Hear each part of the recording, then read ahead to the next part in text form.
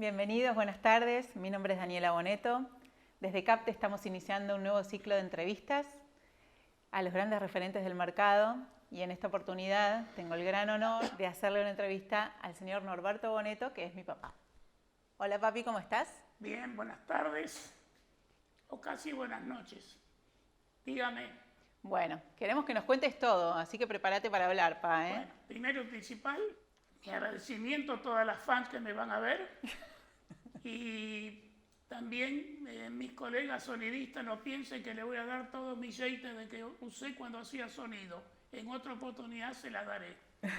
Bueno, estoy a tu disposición para escuchar. Bueno, papi, yo quiero que arranquemos desde el principio. ¿Cuándo naciste? ¿En dónde naciste? Contanos un poquito cómo fueron tus orígenes. Bueno, yo nací en Carlos Pellegrini, provincia de Santa Fe, una ciudad que está a 180 kilómetros de Rosario y a 150 de Santa Fe. El pueblo se llama Carlos Pellegrini y lamentablemente no vivíamos en el pueblo, vivíamos en el campo a 15 kilómetros de distancia. Lo que recuerdo en los 6 primeros años que fueron de campo, lo único que recuerdo es que siempre luché para que me compren un triciclo, nunca me lo compraron, me lo compré de grande de bronca. Y bueno, esos fueron los primeros 6 años. Después, los otros 6 años fueron de colegio primario, que fue ir al campo, del campo al colegio casi 8 kilómetros, 10, siempre a caballo, frío, qué sé yo. Y así terminé el colegio primario. Pero a ver, espera, contame un poquito del colegio primario. ¿Cómo era ese colegio de campo? El colegio de campo era un colegio que estaba a 8 kilómetros 10 de mi casa y había un solo maestro para todos los grados. Como máximo éramos 2 o 3 alumnos por cada grado. ¿Era el único músico en el pueblo? No, y el único, el señor Mateo Ferrer. No. Vos me habías contado algo de cuando eran esos actos y esos festejos, Claro. Estaba el acordeonista, ¿cómo era eso? O sea, una vez al año estaba la fiesta del pueblo, que era San Agustín y Santa Rosa, que era el 27 de agosto. Y entonces, a la tarde se armaban todos juegos. El juego más divertido era el juego del peludo, que le decían. Era un círculo de 10 metros donde tenía todas casillitas. Y en el centro un peludo que lo tenían escondido. ¿Un peludo de verdad? O sea... Sí, un peludo de verdad, un animalito, eso, no sé cómo se llama, que hacen los charangos, bueno. Y uno compraba los 36 números que había arriba. Medio el peludo lo mareaban y lo soltaban. En el agujero que se metía ganaba el premio en que había comprado el número. Pobre Era animal. realmente muy cómico. Después estaban los juegos de voltear los tachos Las latas. De chapa. Después varios juegos. No, pero a mí me gusta que me cuentes lo del músico. O sea, Bueno, era un solo músico. Entonces, después de ahí de los juegos, íbamos todos, como no había salón, al galpón del ferrocarril, donde no había escenario, no había sonido y no había orquesta, solamente una chata como esa que usaba en el campo. El músico estaba arriba y tocaba solo para 500 personas, sin sonido, sin escenario, sin nada. ¿Cómo hacía? No sé. ¿Y vos qué hacías en ese momento? Y yo me subí al escenario y con una maderita hacía ruido en la chapa del escenario y el músico me decía siempre que yo iba a ser artista y músico por el sentido del ritmo que tenía. Así pasaron los 6 años de colegio primario, más la fiesta del pueblo. Y la felicidad nuestra era una vez, cada 15 días, ir al pueblo y nos compraban, los viejos se deben acordar, de una golosina que era un cucurucho de helado con una gallinita arriba. Y ahí adentro venía confititos que eran como los huevos de la gallinita. Y después, prácticamente una vez al año, comíamos helados. El día de los muertos y los santos, que íbamos a recordar a los familiares, y había un señor del pueblo que vendía helado. 4 helados solamente, frutilla, naranja, chocolate y limón. Los 4 helados que comimos cuando eran chiquitos. Después terminé el primario Y como era muy asmático, mi padre decidió mandarme a estudiar a Rosario, porque no había colegio secundario en el pueblo, claro. Pueblo y todo alrededor. Entonces me mandó a Rosario pupilo a un colegio de cura, el Colegio Sagrado Corazón, la calle Mendoza 1950, me acuerdo como si fuera ahora. Y por suerte el primer año era mucho diferencia la enseñanza del campo a la que te enseñaban en un colegio secundario de una ciudad. Así que prácticamente me llevé todas las materias el primer año, pero como fue que derrocaron a Perón en esa época, eximieron a todos los alumnos con 4 puntos en lugar de 7, y ahí me salvé de repetir el año. Y estuvimos 5 años pupilo. Las enseñanzas eran de marzo a noviembre, diciembre, excepto las vacaciones de julio, que volvíamos al campo. Solamente salíamos los domingos de 10 a 6 de la tarde. Después volvíamos al colegio a estudiar todos los días. Y ahí realmente al 4.º año se me ocurrió aprender guitarra. Ahí arrancamos entonces. Pedí permiso en el colegio y venía 2 veces por semana un profesor a enseñarme guitarra. Y lo que sí nos pasábamos jugando cuando nos teníamos varias horas que estudiábamos, teníamos que estar ahí concentrados estudiando. Y jugábamos con colegas, compañeros del aula, a los barquitos hundidos. Entonces, sabíamos hablar perfectamente el idioma de mudo, A, B, C, D, todos los idiomas. Entonces, a distancia lo decíamos A1, o sea, agua. Hasta que el cura se avivaba y nos mandaba a hacer castigo. Terminé el secundario. Esperá, ¿sí? Ya ahí en 5.º año tocabas la guitarra y armaste un dúo, ¿no? Y tenían Claro, una radio. En esa época estaba ahí conmigo Velasco Ferrero. ¿Iba al mismo colegio? Mismo colegio, él iba a Nacional y yo iba a Comercial. Y nos gustaba hacer payasada y armamos un dúo donde él hacía de cómico y yo tocaba la guitarra. Y después que terminamos el secundario, nos ganamos esos manguitos yendo a los lugares a hacer show. Y apenas salí del secundario, armé un quinteto de jazz. Ya era buen músico, tocaba. Con piano, bajo, batería, guitarra y clarinete. Bueno, yo tocaba ahí la guitarra. ¿Y qué música tocaban? Música de swing. Swing. La época de swing. Pues el tiempito le agregamos a ese grupo trompeta y trombón y sí, empezamos a tocar Dixieland. Y a su vez, con 5 músicos distintos armamos un grupo que hacíamos bossa nova en el año 62 cuando salió el bossa nova. Y porque tocamos en un lugar donde iban jugadores brasileros y nos traían de regalo los compact, los long play. Los discos. Y de ahí fuimos sacando los temas y en realidad el grupo sonaba, pero que todo el mundo aplaudía de verdad cuando tocábamos. Ahí ya era un quinteto. Guitarra, yo pasé a tocar el bajo, batería, saxo y trombón, y un cantante brasilero. Y fue en esa época que que fundaron el Hot Club de Rosario, ¿no? Claro, en esa época se fumó con un que fue doctor, Tisera López, que todavía existe, el Hot Club de Rosario. Bueno, y siguen estando todavía y me invitan a las reuniones.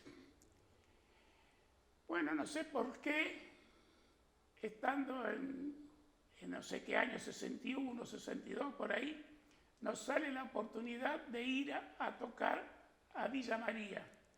2 fines de semana con el grupo brasilero, una fiesta brasilera que había. Terminamos la semana de tocar ahí y dijimos, ¿qué hacemos? Volvemos a Buenos Aires o nos jugamos. ¿Dónde vamos? Y nos fuimos a Mendoza. Sin trabajo, sin nada. Bueno, fuimos a Mendoza y por suerte empezamos, apenas llegamos a tocar en un edificio que se llamaba La Torre. En el 7º piso estaba el edificio Casani. Ahí tocamos, antes de salir de gira, desde Villa María, lo llamo a Velasco Ferrero, que vivíamos juntos en la pensión. Digo, ¿te animás de ser locutor y representante? Me dice, sí, ¿yo cuándo voy? Aunque parezca mentira, Velasco Ferrero era tartamudo que no podía hablar. ¿Cómo tartamudo? Sí, subía al escenario y hablaba, era una máquina hablando. Bueno, ¿Qué? ¿Y bajaba y se volvía tartamudo? No podía hablar. Bueno, pero era inteligente y vivo. Y ahí salimos todos para Mendoza. Bueno, llegamos a Mendoza, tocamos en la confitería La Torre, el 7º piso, y en el Salón de los Espejos del Casino. Vivíamos en la calle Martín Zapata, 217, Sarmiento era el dueño de la pensión. Bueno, y realmente nos fue bien hasta que a fin de año nos salió la posibilidad de ir a tocar a San Juan, a un club de golf muy importante, la fiesta de fin de año. Bueno, nos fuimos a San Juan, todo el grupo musical. Velasco Ferrero ya se quedó ahí en Mendoza. Terminamos de tocar el día 31 de la noche, 32, 31 sí primero. Teníamos dos opciones, o volver al hotel y pagar todo lo que debíamos, o salir para Buenos Aires. Y salimos para Buenos Aires. Y nos vinimos para acá, por supuesto, siempre sin trabajo. Fuimos a parar en un hotel en la calle Hipólito Yrigoyen, en Almendén. Éramos 6 músicos más amigos, ¿no? ¿Qué edad tenías en esa época? 21 años. ¿Y habías empezado la facultad o no? Porque sí, esa parte... más bien que había empezado la facultad. Ah, no nos contaste. La facultad, desgraciadamente, yo estuve 5 años en la facultad, nunca pude rendir una materia. Siempre estuvieron los zurdos, los protestantes, los que tomaban la facultad. Igual que ahora, 50 años, sigue todo igual. ¿Y qué habías empezado a estudiar? Doctorado en química. ¿Química? Claro, bioquímico. ¿Por qué química? Y bueno, porque me gustaba eso. ¿Sí? Claro. Mira. Después de estar 5 años ahí adentro en la facultad, sabía todos los exámenes que nos íbamos a tomar, todo, total. Bueno, quedamos en Buenos Aires. Llegamos viniste a para Buenos Buenos Aires. Y empezamos a tocar en un lugar que se llamaba Whisky a Gogó, la calle San Martín y Charcas, ahí abajo en el sótano. Bueno, y a los 15 días, un mes, empezamos a tocar en Escandal también, a la vuelta, en Reconquista y Charcas. Y ahí en Reconquista y Charcas tocamos nosotros y un dúo que se llamaba Los Novarros, que era Chico Navarro y otro Sorti Navarro. Cuando se separaron se llamaron así, pero ahí eran Los Novarros. Chico Navarro se llamó porque era más petizo y el alto que era Boneto, Sorti Navarro. Bueno, ¿se llamaba Boneto también? Boneto de apellido. Ah, mira vos. Y ahí aprendí a hacer supervivencia con mis músicos amigos. Porque el problema era el siguiente. Tocábamos de martes a a sábado. Ganábamos 250 pesos. Pagábamos 130 de hotel y nos sobraba 120 para comer. Lunes, martes, miércoles, jueves, viernes y sábado se podía. Pero después, el domingo a la mañana, pagábamos 120 de hotel, 130 y nos sobraba 120 para almorzar domingo, cenar domingo, almorzar sábado, lunes, cenar sábado. No, cenar lunes. Domingo, todo el domingo entero. Almuerzo y cena. Y miércoles. Entonces 120 nunca alcanzaba. Y en aquella época, los que son viejos deben recordar que existían lo que se llamaban los grill. Los grill eran un lugar de comida donde te entregaban un ticket 2, 4, 6, 8, 10, lo que vos ibas comiendo. Entonces, te daban la comida detrás de un mostrador. De acuerdo a lo que vos comías, te iban haciendo los agujeritos, pagabas y salías. Y aunque parezca mentira, el plato de sopa valía 2 pesos. Y te incluía una fuente grande con queso y una fuente grande con pan. ¡Oh, sorpresa! Era verano y íbamos nosotros con campera, entonces comíamos la mitad del pan y la mitad del queso con la sopa. Y la otra mitad lo vaciamos, la miga, le poníamos el queso, lo tapábamos y lo llevábamos al hotel para comer la merienda. Claro, y así más o menos fueron llevándola todos estos días. Había que cenar a la noche. Sí. Y como hacíamos, compramos una lata de caballa 1 kilo de tomate, lo picábamos todo bien picado, le pedíamos aceite y sal al dueño del hotel. 2 kilos de pan, lo cortábamos por la mitad, mojábamos la salsa y era nuestra cena esa. Así que bueno, después... Y ahí no estuvieron mucho tiempo, año. ¿no? Ah, ¿tanto? Sí, casi 8 meses. Ah, ok. Y inclusive hicimos programas de televisión, la gente se admiraba cómo sonaba ese grupo. Pues generalmente el que hace bossa nova tiene que tener una base de jazz. Entonces, como éramos todos del Club de Rosario, eran buenos músicos, jazz, ese grupo sonaba de primera y la gente se admiraba verlo, venirlo a escuchar. Bueno, en determinado momento, todos a Rosario, menos yo, que seguí de largo, empeñé el bajo y me fui a mi pueblo, Pellegrini, de nuevo. Y bueno, a los 20 días decidí volver de nuevo a Rosario. Y empecé de nuevo en la facultad para ver si podía estudiar y a su vez tocar. Y ahí en esa época en Rosario armamos un grupo de jazz bastante importante con los mejores músicos, yo por supuesto tocando el bajo entre ellos. Y tocábamos de martes a viernes en una confitería que se llamaba Isabel, en la calle Santa Fe y Mitre en Rosario. Ay, papá, ¿te acordás de todo? Todo. ¿Qué hacíamos, qué no hacíamos? Increíble. Y ahí había un músico que era muy travieso, diríamos, tocaba flautín. Los que son músicos saben que el flautín es una flauta cortita así. Y todos los viernes el dueño del local decoraba todo el local con globos. Y el que tocaba la flautín se había hecho una cerbatana y así el que tocaba la flauta y con la cerbatana le reventaba todos los globos al dueño del boliche. Bueno, ahí realmente, estando en ese lugar, los viernes terminaba de tocar, tomaba el colectivo y me venía a Rosario, porque junto con 2 músicos más, Tony Gilardi y otro chico más, éramos los músicos de El Indio Gasparino, que después se llamó Facundo Cabral. Okay. Sí, tuvimos casi 1 año y medio con él trabajando. Era un genio ese Facundo Cabral. Y hay una historia muy cómica que es la siguiente. Nosotros salíamos siempre de Corrientes y Diagonal Sur. ¿Pero eso ya en Rosario o acá en Buenos Aires? En Buenos Aires, y todos los viernes. Ah, ok, te venías para Buenos Aires. Venía a Buenos Aires para tocar sábado y domingo con Facundo Cabral. Sí.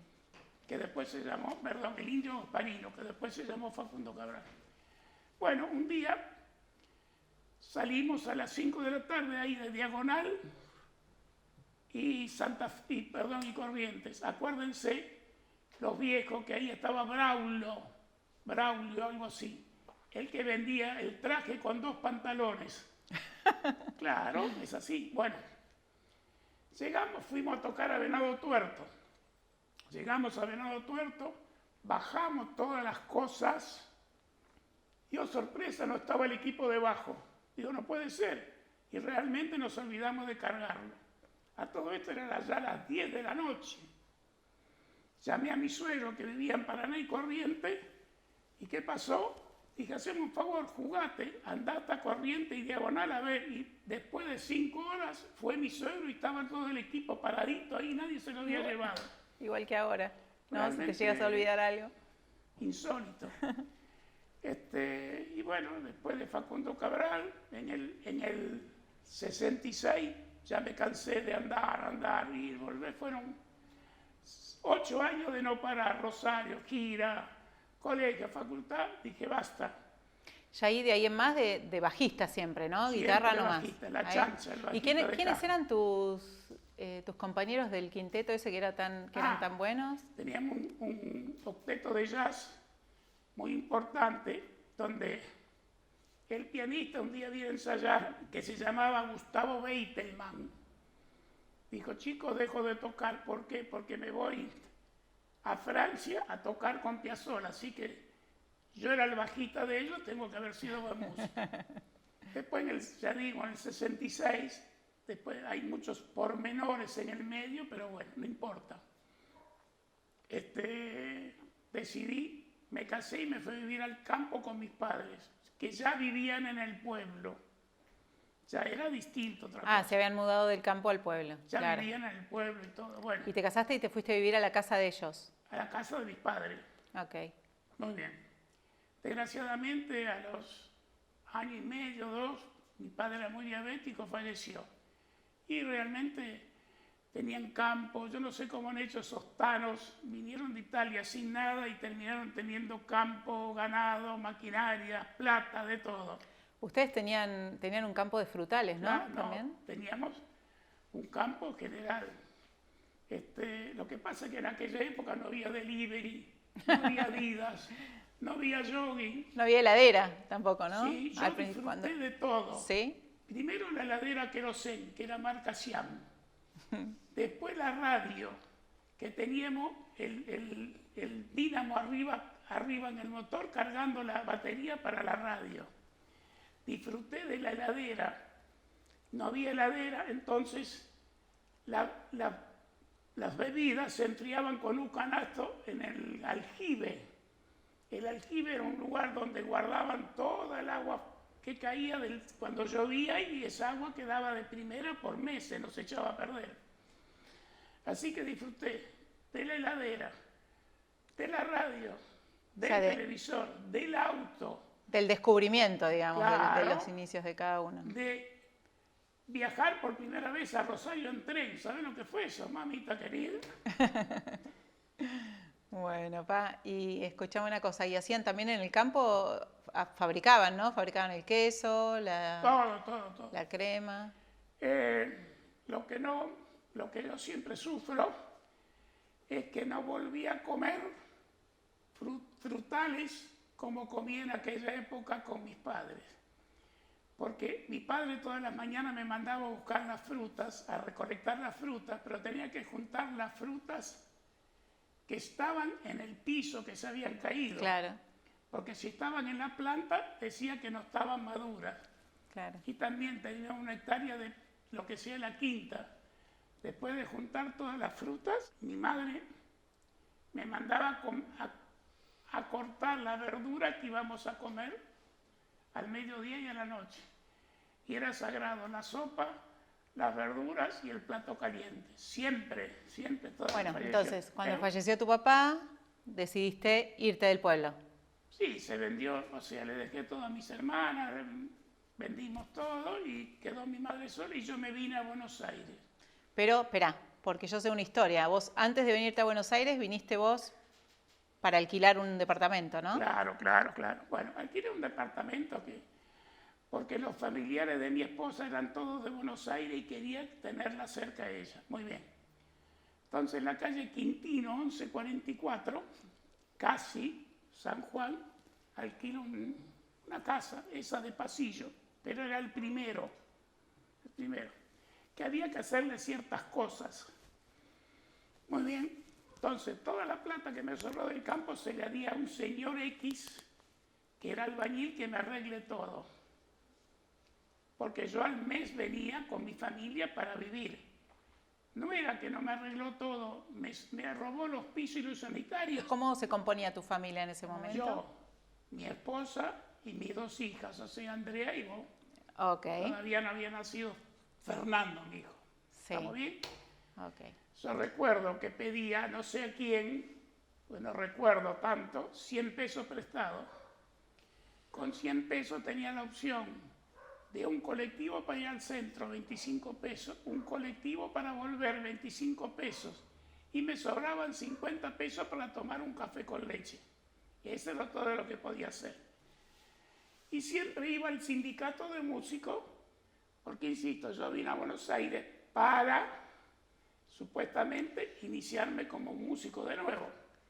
Pero, papi, antes del sindicato de músicos, ¿no te habías cruzado con un...? Bueno, pero también... ¿No? Eso fue antes, me parece, fue ¿no? Antes, bueno. Sí. Entonces, cuando iba a Rosario cuando iba al centro para buscar trabajo al sindicato de músicos, me cruzo de casualidad un día con un chico que era el cantante nuestro de Rosario, del grupo de cumbia o de jazz que teníamos en Rosario, que venía de ganar el Festival de Viña del Mar de Chile. Se llamaba María y Federico, o sea que estaba bien vinculado y bien metido. Tenía un dúo, María y Federico. Tenía un dúo, María y Federico. Entonces le pido trabajo, dice, mirá, yo estoy tocando en un cabarute que se llama Cancán, que está en el pasaje Ciber. Pasaje Ciber, un pasaje que nacía en Libertador y chocaba con la Embajada de Francia. Hasta ahí estamos bien. Digo, bueno, fíjate a ver qué podés hacer. Lo llamo al día siguiente y me dice, mira, el dueño aceptó que empieces a tocar. Y efectivamente, boom, salí corriendo y fui a tocar. Y ahí ya ganaba 1.500 pesos. Por día, por supuesto, ¿no? Le dejaba 1.000 pesos a mi señora y yo con 500 ya era Gardel, porque era un sueño tener 500 pesos en el bolsillo. Y así pasaron 15, 20 días y yo siempre, insisto, iba al sindicato de músicos. Sindicato de músicos. Estando un día en el sindicato de músicos, esta historia es realmente cómica. Un músico acordeonista amigo me dice, Boneto, ¿el sábado qué haces? Digo, nada, hasta ahora estoy en el boliche, pero puedo mandar cambio, como se dice. Dice, bueno, me salió un baile para ir a un pueblo pasando Necochea, como 100 kilómetros. Digo, bueno, vamos. Muy bien. Y acá está lo cómico de la historia esta. El representante, supuesto representante, él salía a vender grupos musicales lejos de Buenos Aires. Y en el baúl del coche llegaba afiche de 5 conjuntos distintos. Pero siempre era el mismo. Entonces él bajaba, le ofrecía a los clubes, tengo tal grupo, 7ª Brigada, ¿cuánto vale? 1.000 pesos. No, ese es caro. Bueno, tengo otro que vale tanto, ese 9.000. Al final le vendía uno de 7.000 con un nombre determinado. Sí. Iba al auto y sacaba la ficha y se lo daba. Pero tenía los afiches, los diferentes afiches de los diferentes precios, pero siempre la misma banda. La misma banda. Los mismos. Que ni tampoco la tenía él. Mirá qué inteligente. Bueno, entonces, y ahí le vendió un grupo, acá en Buenos Aires había un grupo que se llamaba 7ª Brigada. Él le vendió un grupo que se llamaba, supuestamente, 10ª Brigada. Entonces los tipos asociaron ahí con, bueno, llegamos al... Lo que no era no tener información, ¿no? Porque en este momento sería imposible. Y teléfono y nada, bueno. Me dice, ¿tenés un cantante? Sí, digo, tengo un pibe al lado de mi casa que canta. Dice, le decís que vamos. Digo, bueno, lo llamo al amigo y a las 6:30 estábamos en Constitución para salir. Desgraciadamente el guitarrista no apareció. Y fuimos, acordeón, batería y yo con el bajo. Y mi vecino... Cantante, bueno. ¿Pero alguna vez habían tocado juntos? No, dice, éramos músicos capos, en el sentido que el acordeonista estaba acostumbrado a tocar en las cantinas de la Boca, entonces tocaba cualquier tema, en cualquier tono, no había problema, era un señor. Llegamos a ese pueblo, paró el tren y empezamos a escuchar con el acordeonista. Dice, esta noche el gran baile de los conscriptos con la sensación BID de Buenos Aires, 10ª Brigada, y nosotros éramos 3 músicos pegados. Bueno, que no los conocía nadie, era la primera vez que iban a tocar juntos. Bueno, fuimos al club, preparamos todo, lleno el club y empezamos a tocar. El primer tema le digo, ¿te animás a cantar esa de Leonardo Fabio? Le digo, el pibe, ella ya me olvidó. Sí, cómo no. Bueno, aparte en esa época yo te hacía que hacer de locutor, animador, todo, porque los bailes eran así. Hacemos la introducción, se arrima el micrófono para cantar y no sé qué le pasó, se mudo. No cantó en toda la noche. Ataque de pánico. No sé qué ahora se llamaría eso. Tuve que agarrar el micrófono, cantar, animar, como quise. Y el asunto después, ir a cobrar. No nos animamos a ir a cobrar porque digo, acá nos matan, pero nos pagaron y volvimos a Buenos Aires. Ahora ese representante fue tremendo, las maldades que tenía el tipo. ¿Por qué maldades? Él hacía su negocio. Y así, pero con maldad. Sí. Bueno, y otra cosa, estando tocando yo en en el Cabarute, que se llamaba Cancán. El dueño era Lorenzo, el apellido, el nombre, mira vos. ¿Cómo me acuerdo de eso? Bueno, estaba en la puerta del boliche, viene un señor y me dice, ¿está el señor Esteves? Digo, Esteves es el director artístico, él viene dentro de una hora. Uy, dice, qué lástima, yo necesitaba hablar con él. Vamos a tomar un café, así le cuento lo que quiero hacer. Bueno, vamos. Era un empresario boliviano que quería armar una compañía de revista acá para llevar a Bolivia. Bueno, conclusión, quien armó la compañía de revista, Boneta, y fuimos a Bolivia. Con la desgracia, un señor empresario responsable, serio, económicamente. La compañía fue en avión y yo viajé en tren 3 días a Bolivia, un viaje que no me olvido nunca, en la selva, entre medio, en Bolivia, qué sé yo. Bueno, cuando estábamos llegando a Bolivia, estaba el gobierno de Banzer, devaluación de la plata, el 100%, toque de queda, o sea que estuvimos 10 días y no iba gente al teatro, nada, porque no. Claro, no podían salir, sí, claro. No podían salir. El elenco se viene, quedé yo solo en Bolivia. ¿Por qué te quedaste? Y porque yo estaba a cargo del sonido, de las luces, de la escenografía, y había que venirse. Bueno, pasaron 2 meses y el empresario no conseguía plata.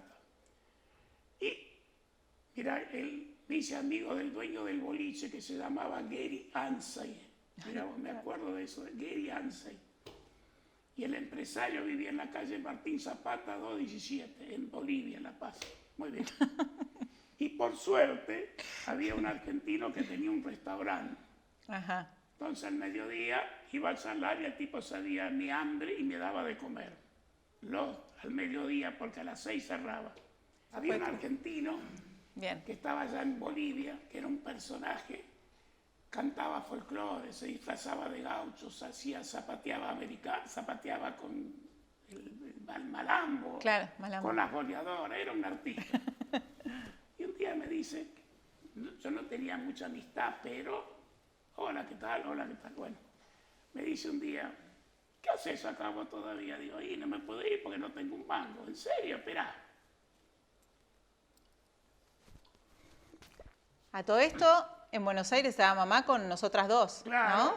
Fer todavía no había nacido, ¿o no, sí? Todavía no. Ok. Muy bien. Dice, dame el nombre, documento, qué sé yo, todo, ya vengo. Fue y me sacó un pasaje para venirme en avión y yo ni lo conocía prácticamente. Por supuesto me tuve que escapar del hotel porque no debía un mango. Porque debías y no podías pagar, digamos. No podía pagarlo. Me fui a la casa de él a las 7 de la mañana, me acompañó a tomar el avión, tomé el avión y me vi y nunca lo vi más, así que... Mirá vos, qué historia, papi. Sí. Qué historias. Bueno, ahí sí, volviste y empezaste a ir de nuevo al sindicato de músicos. Como siempre, el sindicato de músicos y... Ese era como tu parada para ver si generabas trabajo. Claro, si podías conseguir trabajo. Y hay una historia muy cómica del sindicato de músicos porque un tecladista que se llamaba Horacio, era cieguito, por supuesto. Y un día estamos todos en el bar tomando, ¿no? Y dice, che, se cortó la luz. Y el cieguito dice, ahora los quiero ver a ustedes. Tiene una historia muy cómica porque él salía del sindicato y cruzaba la 9 de julio enfrente para tomar el colectivo e irse. Y un día estaba al lado, estaba ahí para cruzar y se le arrima un señor y él le dijo, me cruza. Y el señor de al lado también era ciego. No, ¿cómo? Sí. Entendió que lo cruzo y entre los dos empezaron a caminar por la 9 de julio entre medio de los coches, por Dios. Bueno, y ahí también, aunque parezca mentira, uno de los éxitos de los primeros trabajos que tuve fue plomo en el Sheraton, en el Golden Hall. Ah, en la discoteca del Sheraton en esa época. Claro, después cerraron todo, no importaron nada, cerraron Golden Hall, el piso 24, no hay nada. Claro, porque antes en los hoteles, ahora ya no se usa, pero antes en los hoteles había discotecas. Claro, discoteca, guaso, bueno. Y ahí había todos los fines de semana, el empresario que traía a los artistas se llamaba Rubén Chagris. el Moise le decíamos, Moise. Y él siempre me decía, vos vas a ser capo, vos vas a tener esto. Digo, déjame, no me verdugues. Bueno, y ahí estaba músico por primera vez. Yo llegaba, acomodaba los micrófonos al escenario. Venía el sonidista, como siempre, bacán, operaba. Yo iba a manejar el seguidor, terminaba el show, el sonidista se iba y yo guardaba todos los equipos. Muy bien, ahí entré a relacionarse y a hacerme amigo de Ale Masklaski y Sanonel, que eran los directores artísticos. Del hotel. ¿Cómo? Los directores artísticos del hotel. Del Hotel Sheraton. Y empecé a hacer trabajo despacito, despacito, despacito. Conclusión, estuve casi 15 años en el Sheraton haciendo todos los eventos. Bueno, pero esperá, no contaste cómo empezaste a hacer sonido, porque vos hasta ahora eras músico. Era músico, bueno, presa. Entonces, en esa época, en el sindicato de músicos había un señor que se llamaba Alberto Mizrahi, que tenía un grupo musical que tocaba en las fiestas judías. Ajá. Todas las de nivel tocaba él. Aparte era muy astuto. Vos ibas todos los días al sindicato de músicos. Ahí y Alberto Mizrahi, que era el que tenía la concesión de la compra y venta de equipos en el sindicato de músicos, tenía una orquesta que hacía fiestas judías. Y él entonces no llegaba a tiempo a todas las fiestas para hacer, y siempre tenía un alfiler acá detrás del oído, en el saco.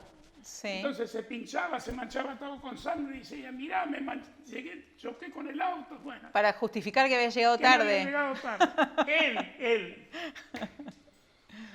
Bueno, y me dice, mirá, yo tengo un equipo de sonido, un Philips valvular, eso que tenían la chapa delante, ustedes joroneses se acuerdan seguro, y 2 baffles. Muy bien, americano. Dice, mira, yo estoy cansado de llevarlo, traerlo, te lo vendo. Ok. Pero a su vez, cada vez que hago un baile, te lo alquilo. Ah, bien. Muy bien. Digo, bueno, ¿cómo sería? Mira, te lo vendo 80.000 pesos, en 10 cuotas de 8.000. Y cada vez que te lo alquila, te pago 10. ¿Estamos bien? Muy bien. Entonces, a fin de mes, hicimos 4 bailes. A 10.000 pesos, 40. Me descontaba 8 de cuota, me daba 32. Todo en orden, muy bien. Pasaron unos 15 días, dice, el sábado tengo 2 fiestas. ¿No te animás a conseguirme otro equipo? Digo, mira, vamos a tratar. Bueno, yo al lado de casa, ese mismo chico que vino a cantar cuando fuimos a Necochea, tenía un grupito musical. Y lo voy a ver y le digo, che, Ismael, hasta el nombre no me acuerdo, ¿me vendés el equipo que tenés? Dice, sí, cómo no, casualmente el sábado lo usamos donde actué y sonó muy bien. Digo, ¿dónde tocaron? En el Club de Sordomudos. Aunque parezca mentira. ¿Cómo en el Club de Sordomudos? ¿Cómo es eso de tocar en un club? Los sordomudos el bombo lo escuchan. Ok. Pero ponen al costado del escenario un pizarrón con el ritmo que van a bailar. Tango, cumbia, jazz, baile, lo que sea.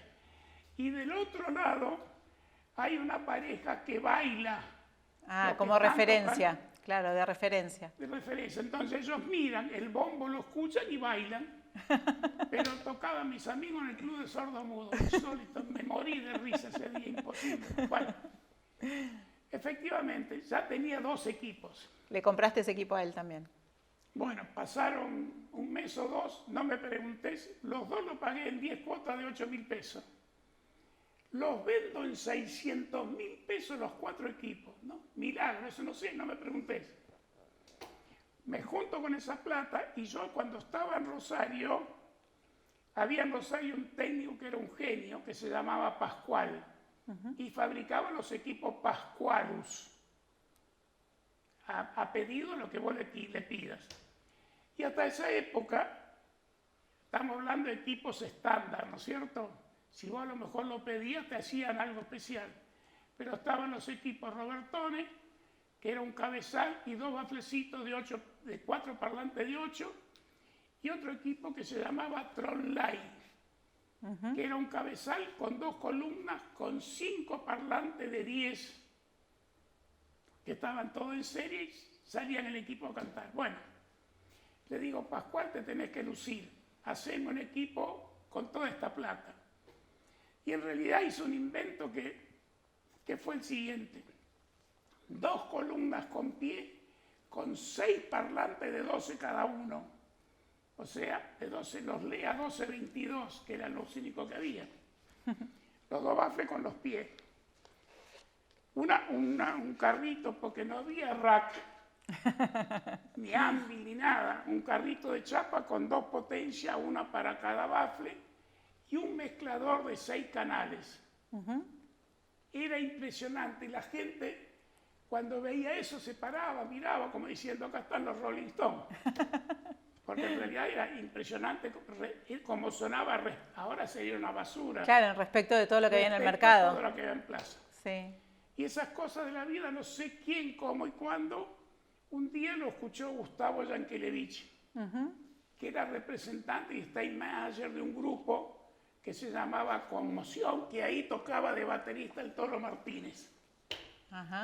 Mario Richardelli en piano, en teclado, y 2 músicos más. Bueno, y efectivamente fueron 2 años de no parar de trabajar. Salta, Jujuy, Comodoro, con el grupo Conmoción, que era el número 1 de esa época. Vos hacías el sonido ahí, no tocabas, ya no tocabas más. Ya no tocaba más. Ya. Bueno, y fui armándome equipos. Me armé un equipo con la gente de Azul, la gente de ProWatt, que fabricaba equipos. Me fabricó 8 por lado de un sistema muy importante, todo con RCF. Después también con parlante RCF, con el carpintero Charel, gran amigo, armamos todo un sistema RCF y efectivamente, muy bien, muy bien.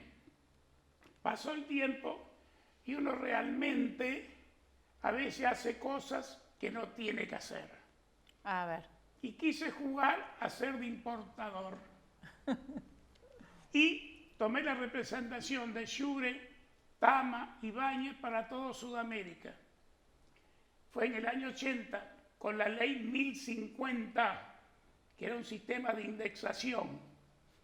Yo pedí 6 millones, tenía 2 opciones, o cuotas fijas o cuotas indexadas.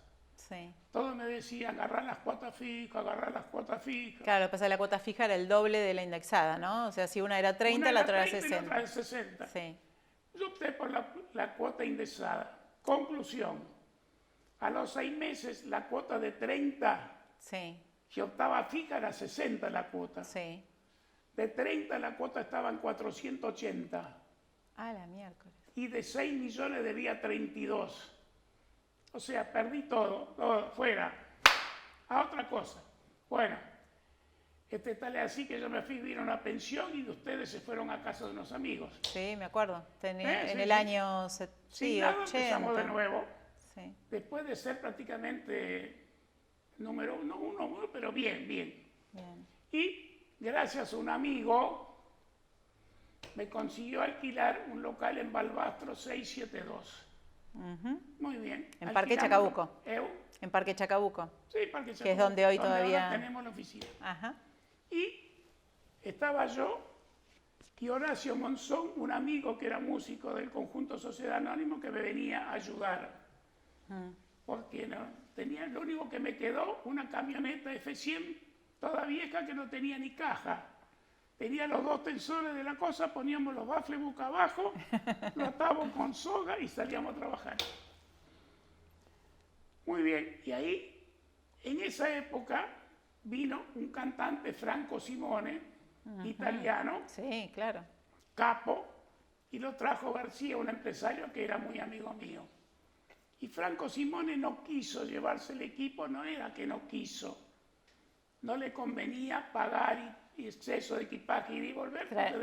Traerlo de Italia, decís vos. Dentro de 6 meses venía. Ah, ¿lo dejó acá? Lo dejó acá. Ah, y García, como no tenía dónde guardarlo, me dijo, Norberto, llévate el equipo, usalo, pero cuidalo. Y realmente era un equipo que era una consola de 24 canales, con doble eco incorporado, no sé, impresionante cómo sonaba eso. Y así fui de nuevo empezando y armamos y hice la campaña de la campaña de Menem, pero anterior a eso hice la campaña de Alfonsín. Lo que recuerdo que sufrimos como locos cuando hicimos el cierre de campaña de Ítalo Luder, que era de los peronistas. Bueno, entonces hicimos el escenario, todo, organizamos todo, y en la mitad de que estaba hablando Ítalo Lourdes, apareció Herminio Iglesias. ¿Con el cajón? ¿Cómo? Con el cajón, ¿no? Con ¿Fue el ese? cajón, exacto. Ah, claro, sí, con el No cajón. me preguntés, de guapos subieron el cajón y subieron ellos al escenario. Era un escenario para 200 personas como máximo. Y subieron 1000 personas el cajón y el escenario, aunque parezca mentira, se empezó a hundir. Ay, papi, qué se miedo. empezó a hundir, ya se había hundido casi 20 centímetros en la tierra. Le avisamos a los organizadores, automáticamente me hizo cortar el sonido y se terminó El acto, claro. el acto, que si seguían 20 minutos más, se caía el escenario. Ay, todo por adelante. favor. No. Sí. Pero espera, te estás salteando una parte, porque cuando fabricaste este equipo y después te fuiste con Conmoción de gira, después de eso empezaste a trabajar con artistas brasileros, ¿no? Sí, todos. Chico Buarque, MPB4. Chico Buarque, 2 botellas de whisky por show, cómo terminaba, no sé. Tocaba 2 temas, salía y volvía a saludar cada vez que salía un vaso de whisky. Después con Toquinho hicimos todas las giras, incluso en Mendoza, fuimos a Chile, Los Parchís. Luis Miguel, que tenía 11 años, 12, era un niño, la verdad. Y yo quiero que cuentes la anécdota esa de cuando estaban haciendo los carnavales y estaba Badía de locutor. A ver, contanos un poquito. Siempre fui muy cara dura yo, porque lo que pasa es que yo venía de las orquestas, que en el campo, o antes, en todas las orquestas, siempre había uno que tenía que hacer el locutor. Claro, animador, ¿no? Era como un animador. Tenía que presentar los temas, decir qué temas, quién bailaba, todas esas cosas. Y un día, en las épocas de los carnavales que se hacía en Vélez, Ferro y San Lorenzo, yo estaba haciendo sonido en Vélez, porque tenían 3 escenarios, en la cancha de fútbol, los shows musicales. Uno que hacía jazz para la gente grande y otro que era tango. Muy bien, entonces tenía que venir un grupo musical. Y no venía. Pobre, estaba Badía de locutor, no sabía qué hacer. Entonces yo crucé por el escenario y me dice, a ver, vamos a preguntarle al sonidista Boneto a ver qué opina. Y me dio el micrófono, no me pregunté, empecé a hablar y contar cuentos, tuve 45 minutos animando la fiesta y después llegó el grupo y zafamos y salimos a tocar. Ay, papá, cuántas historias. Después también tuviste una época de muchos desfiles, ¿no? Sí, muchos. Los desfiles se dejaron de hacer hasta que un día, se le ocurrió hacer una serie de desfiles en un mismo lugar. Claro, la semana de desfiles, sí. Porque se alquilaba el salón, la pasarela, las modelos, todo. Claro, hasta ese momento los desfiles eran individuales. Cada marca hacía su desfile. Era pero 3, 4 desfiles por día. Alvear, Plaza, Sheraton, Gil, no sé.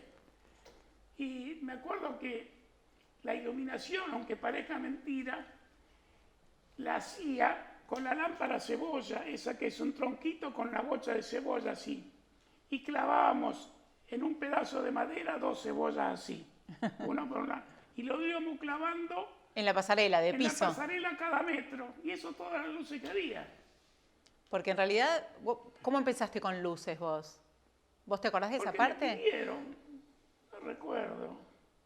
Te pidieron y arrancaste. Sí, aparte en el Sheraton me pedían luz y sonido, pero en aquella época no había ni par 1000 ni nada. Se usaban los EPO de filamento concentrado de 1000 watts.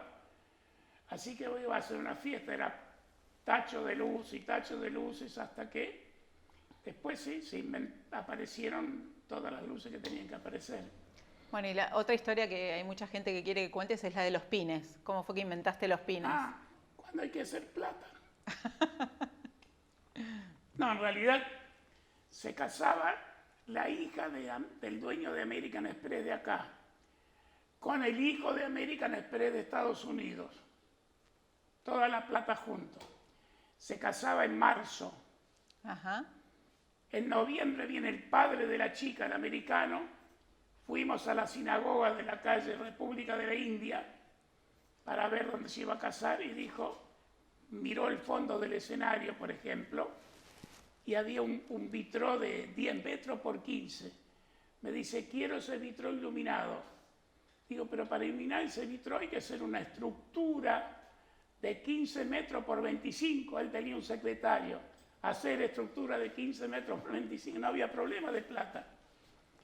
Y dice, ¿va a ser frío o calor en marzo? El tipo era americano. Dice, no, calor. Poner aire acondicionado. Puso el aire acondicionado. ¿En la sinagoga? En la boda. Claro. Para cuando se hizo la boda. Bueno, el día de la boda, después te cuento, el día de la boda vino un charter con 400 personas, juntando gente de toda Europa, Estados Unidos, para la ceremonia en sí.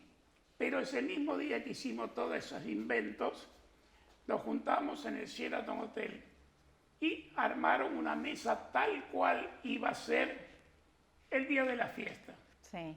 Y en las fiestas, los centros de mesa o son bajitos, así no molesta el entorno de la gente, porque siempre las mesas son redondas, o si no, tenía una altura casi de 1 metro, 80 centímetros, que no molesta al que mira al frente. Claro.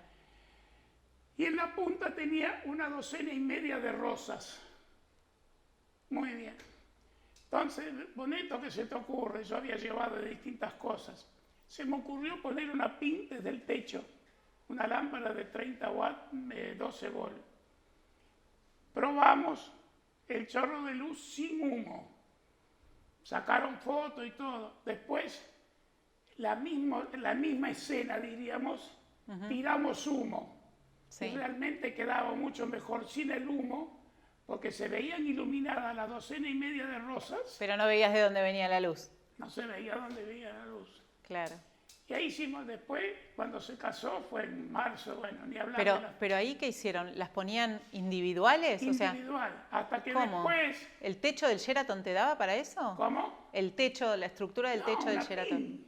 ¿Y de dónde la colgaban? Del techo. Ah, ok. Del techo, sí. Ahora después los iluminadores y sonidistas fueron cada vez más vagos. Hicieron una tirita así con 4 pines. Una barra, sí. Entonces colgaba la barra y tiraba. Más de una vez la luz le daba un pelado, porque mandaba para allá, para acá. Bueno, y lo cómico de una vez, por ejemplo, en el Sheraton, todos los aire acondicionados son individuales. Sí, de cada espacio. En cada salón. Sí. Muy bien, nosotros teníamos la costumbre, antes de empezar tirábamos humo, donde chupaba el aire y salía por arriba. Claro. Entonces en 1 minuto se llenaba de humo el salón. Todo parejito aparte, ¿no? Todo parejo, claro. Bueno, los mismos chicos, pensando que el Sheraton Libertador, el de Córdoba y Maipú, era exactamente lo mismo, fueron a hacer una fiesta. Sí. ¿Qué hicieron? ¿Qué hicieron? Tiraron humo de abajo. Ajá. Pero aquí la sorpresa que el aire acondicionado era central. No salía el humo, no salía el humo. Seguí tirando, digo, va a salir. Y el humo fue hasta el piso 24 y empezó a salir por todos los pasillos, por las habitaciones, bomberos, policía. Realmente, escándalo total fue esa vez. Así que... Y la anécdota también de los globos, aquella anécdota de los globos que estaba... El músico te dije. No, de cuando se usaba poner globos en los techos de los salones. Sí. ¿Te acordás? Que estaban las bolsas, o sea, las redes que sostenían los globos, ¿no? Sí.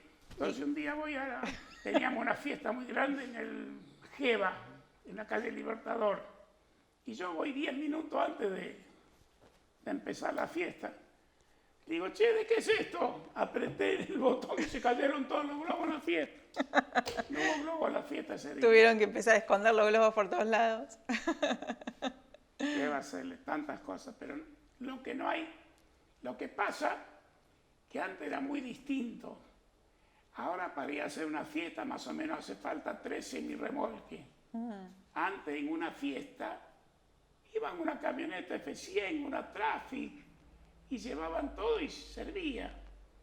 Tal es así que yo tengo los 10 mandamientos del sonido que se podía hacer en aquella época. Porque ahora sonido, compresor, limitador, de todo. Antes se ponían los baffles de salida, una consola y nada más, y un par de monitores. Ahora cambió tanto todo esto que hasta el que toca el güiro quiere monitor, compresor, limitador, todo junto a la vez.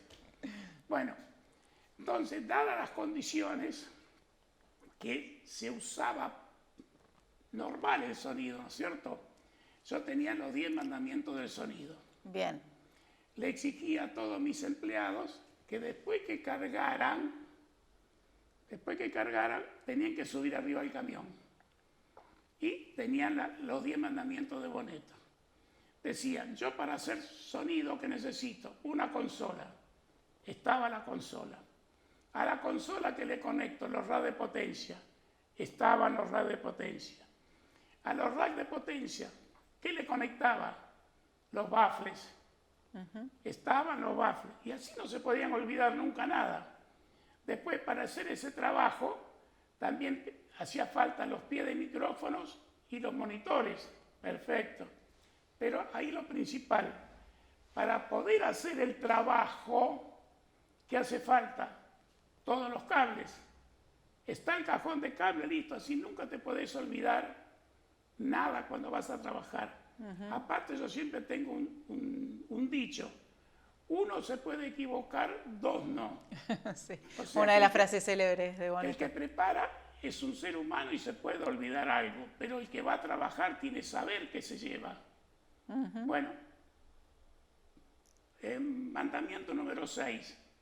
¿A dónde es el trabajo? Las veces que salieron y después me llamaban, Bonetto, ¿a dónde es el trabajo? Es insólito, pero cierto. 7, tenés que saber a quién tenés que ver cuando llegas al trabajo. Claro, ¿quién es el responsable que te va a recibir? Claro, llegás al trabajo. Tu cliente. Sí, claro. Número 8. ¿Hay que cobrar o no? Y después los 2 principales, que siempre hay despioles. ¿Quién me hace el flete de vuelta? Porque los sonidistas piensan que los fleteros están cruzados de brazos para cuando yo termine los vaya a buscar. No, hay que preverlo antes. ¿Quién te va a buscar? ¿A qué hora? Y después otra cosa importante, llegan al depósito y me llaman, Bonetto, ¿quién me abre la puerta? O sea que ahí están los 10 mandamientos. ¿Qué va a hacer? Pero lo que pasa, ¿vos tenías gente en la administración? No, ¿eras vos? No, yo no sé cómo hacía. Sonido, luces, pagaba, compraba, vendía, todo. Toda la vez. Y aunque parezca mentira, yo me acordaba de todos los vales que le daba. Los adelantos a la gente, los adelantos al personal. Claro, no sé. Papi, también sabes que me gustaría que cuentes, en un momento tuviste unos grupos, ¿no? Unos grupos musicales. Uno por hacer estupideces. Claro, como sobraba tanta plata, armé 2 grupos musicales. Uno que era un grupo musical que era un combo. Como lo hizo Bonetto, el grupo, ¿cómo se llamaba? ¿Cómo se llamaba el grupo? Con Bonetto. Y realmente sonaba muy bien porque estaba Juan Gularte de bajo, capo, Pocho Porteño en tumbadora, Peneca en timbaleta. Muy bien, sonaba muy bien. Y después armé un grupo musical, como estaban de moda las primas, un grupo musical que se llamaba Las Expertas. Que eran también 3 chicas, así igual, muy parecido. 4. Ah, 4. Sí, muy bien, pero no se puede hacer sonido, luces, empresario, vender. Y tendría que haber encarado el negocio de otra forma. También tuve una bailanta muy grande con mi amigo Luis Machi en Isidro Casanova, pero era la época de que las bailantas eran pesadas. O sea que la bailanta era manejada por 4 grupos, 3 personas. La gente de XXX, y no permitían que ninguno de los grupos Que tocaban en las de que ellos, tocaban claro. para ellos vengan a tocar conmigo en la bailanta. Me acuerdo, ¿cómo se llama? El Gigante Bailable, Gigante ¿no? Bailable. Sí, me acuerdo. En Isidro Casanova, pero era un boliche que era lo máximo. Sí. Tenía 30 por 70, de todo. Pero bueno, lamentablemente nosotros no anunciábamos los grupos y los grupos venían igual a tocar por la amistad que tenían conmigo. Claro. Pero desgraciadamente, más de una vez terminaban de tocar conmigo, iban a los boliches de ellos. Sí. Le decía, vos te vas porque estuviste tocando de Boneto. Ah, claro. Se ve que tenían alcahuetes dentro del boliche. Sí. Y sí, así fue la historia. Sí. Y realmente se fluctuó Sí. Bueno, y artistas, ¿cuántos artistas has hecho, papi? En general, igual vos te dedicaste más a los eventos. No, pero en tus siempre. comienzos sí hiciste, bueno, Toquinho, todos los brasileros que dijiste. Hiciste también Frank Sinatra, ¿puede ser? Una vez en... Sí, Frank Sinatra hicimos en el Sheraton y en el Luna Park. Luna Park con el Juan Kraus. Lo que mi ídolo nunca, que hincha, que era el sonidista, no permitía que los cables de sonido estén al lado uno de otro así. Sí. Por temor a los dimmers que se metían, los hacía cruzar así. Ajá. Otra cosa que siempre me acuerdo que le digo a todos los sonidistas y operadores, hace 30 años, cosa que yo no lo sabía y creo que más de uno a lo mejor no lo saben ahora, hicimos sonido en el el Coliseo. En el Teatro Coliseo. Teatro Coliseo. Bueno, el empresario que los trajo dijo, mañana a las 10 tiene que estar todo armado para probar sonido y luces. Efectivamente, a las 10 de la mañana estaba todo preparado. Llegó el Tano para probar sonido. Lo primero que hizo, entró al salón y hacía un frío en el salón tremendo de aquello. Llamó al encargado y dice, señor, esta noche va a haber van a cambiar la temperatura. Sí, señor, porque así no puede estar la gente. Bueno, por favor, le hizo poner en el salón la temperatura la misma que iba a ser a la noche, esperó 1 hora y media y recién probó el sonido. Dice Claro. que los agudos con el frío tienen otra cosa. Y así fue insólito todo eso, ¿no? Pero se aprendió. Y teatros también hiciste mucho. ¿Cómo? Teatros, ¿no nos contaste la parte de teatros? Ah, teatro, bueno. ¿Con quién hiciste teatro? A ver, por ejemplo. Empezamos con todos. ¿Con quién primero? Empecé con Porcel Olmedo en el Astral. 9 años seguidos. Y también, o sea, aparte otros artistas más. ¿Qué se usaba de sonido en esa época? ¿Qué se ponía, papi, en el teatro? En el teatro se ponía baffles en la puerta del coso y baflecitos chiquitos, perimetrales para que la gente escuche. ¿Y en los laterales del escenario? Y nada más. No se colgaba. No. Era... Se repartía en el salón. Ajá. Todo repartido. Todo que usábamos los baflecitos Lea de chapa con 4 parlantitos de 6 pulgadas. Porque los operadores se opinan cuando hay que hacer música funcional o referencia de personas. Mientras más chicos son los parlantes, mejor se escuchan.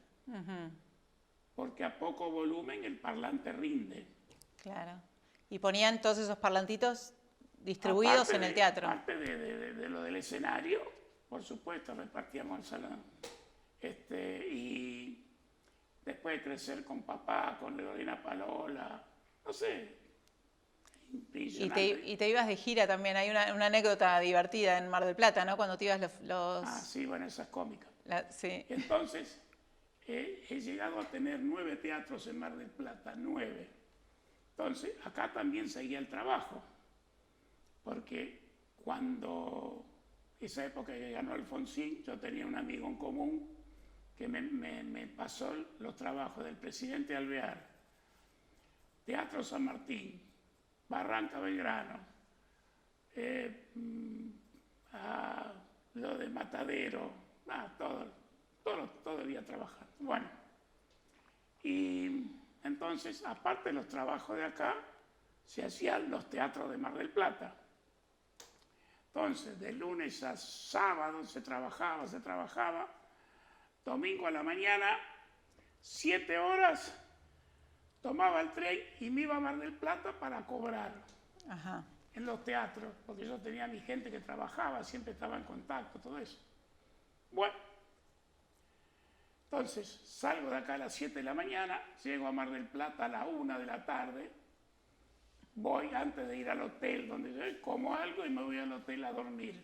Una supuesta siesta, porque venía reventado de trabajar toda la semana. Me acuesto a dormir y le digo al dueño del hotel, mira, por favor, despertame a las 8 que tengo que salir a cobrar. Y desgraciadamente yo ya tenía pasaje de vuelta y todo. Aparte el lunes a primera hora tenía que estar acá trabajando. Recién el dueño del hotel pudo despertarme a las 12 de la noche. Conclusión, llegué a Mar del Plata a la 1 de la tarde, me acosté a dormir. Me levanté a las 12 de la noche, fui a la terminal, tomé el tren y me vine para Buenos Aires y no cobré. ¿Quién se da el lujo de ir a dormir la siesta a Mar del Plata?